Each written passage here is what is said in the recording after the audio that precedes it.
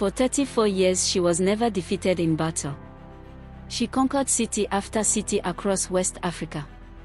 Built walls around every territory she captured that still stand today. And in every conquered town she took a husband. Then had him killed before moving to the next conquest. Her name was Queen Amina of Zaria. And most people have never heard of her. This is her story. Amina was born into royalty in the Kingdom of Zazzau, one of the great Hausa states of West Africa, located in what is now northern Nigeria. Her grandfather was a king. Her mother was Queen Bakwa. Power surrounded her from birth. But power alone does not create legends. What made Amina different was what happened next. Most princesses were taught court politics, marriage, diplomacy. Amina learned war.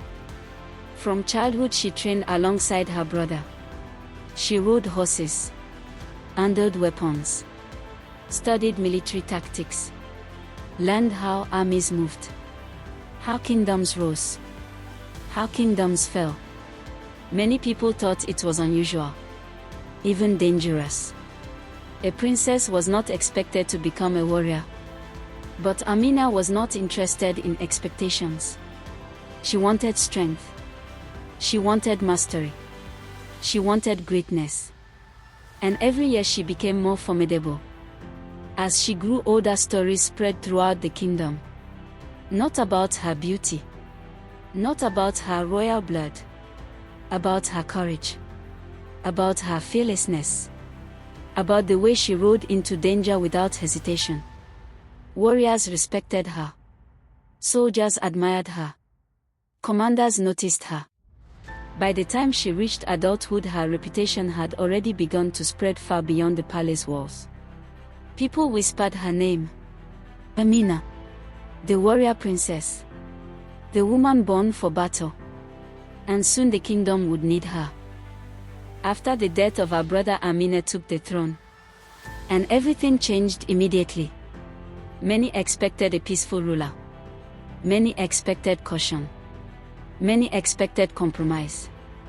Instead they got conquest. Almost immediately Amina transformed Zazzau into a military powerhouse. She strengthened the army, expanded the cavalry, improved defenses. Because Queen Amina believed one thing above everything else. If her kingdom wanted prosperity, it needed power. And she intended to build both. Then came the campaigns. The wars that would make her immortal. Year after year, Amina led military expeditions across West Africa. Not from a palace. Not from a safe distance. From the front. Riding with her soldiers. Sharing their dangers. Leading their charges. The sound of hooves echoed across the savannah. Dust filled the horizon. Enemy kingdoms watched in fear. Because when Amina arrived, victory almost always followed. One city after another fell. Trade centers surrendered. Territories expanded. Her kingdom grew larger, richer, stronger, more powerful. And her legend spread even farther than her armies. But conquest was not enough for Amina. She wanted control. Permanent control. So she built something remarkable. Walls. Massive defensive walls around every conquered city. Strong. Imposing. Difficult to breach. These fortifications became known as the Amina Walls. And here is what makes this truly extraordinary. Some traces of them still exist today. Centuries later. Standing silently in northern Nigeria. Reminders of her ambition. Her vision. Her power. She did not simply conquer territories. She permanently transformed them. Then came the stories that have survived for centuries. According to tradition, Amina took a husband in every town she conquered. A temporary companion. A symbol of victory. But the legends claim something darker. That after spending the night together, the man was killed. So no one could reveal the queen's private life or claim a connection to her power. Did it really happen? Nobody knows for certain. History and legend often become deeply intertwined. But the story survived for centuries, adding even more mystery to her already extraordinary name. A queen, a conqueror, a woman surrounded by myth. Yet perhaps her greatest achievement was not war. It was wealth. Because Amina understood something many rulers never grasped. Trade creates power.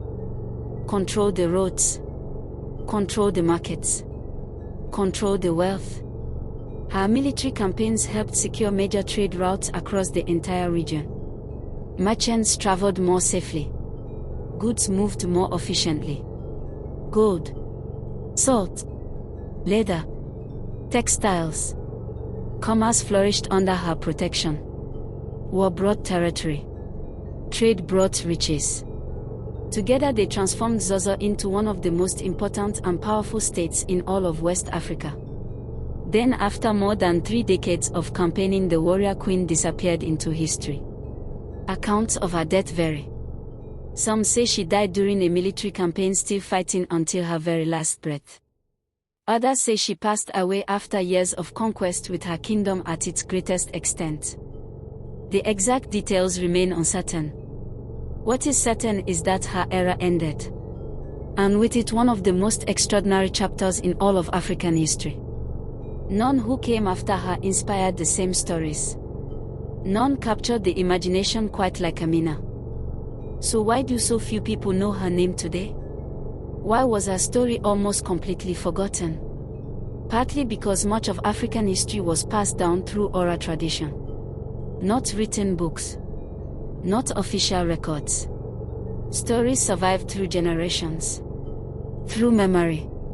Through community. And for a long time the wider world chose to ignore them. Many great African rulers were overlooked. Their achievements minimized. Their stories neglected. Queen Amina became one of them. A giant hidden in history's shadows.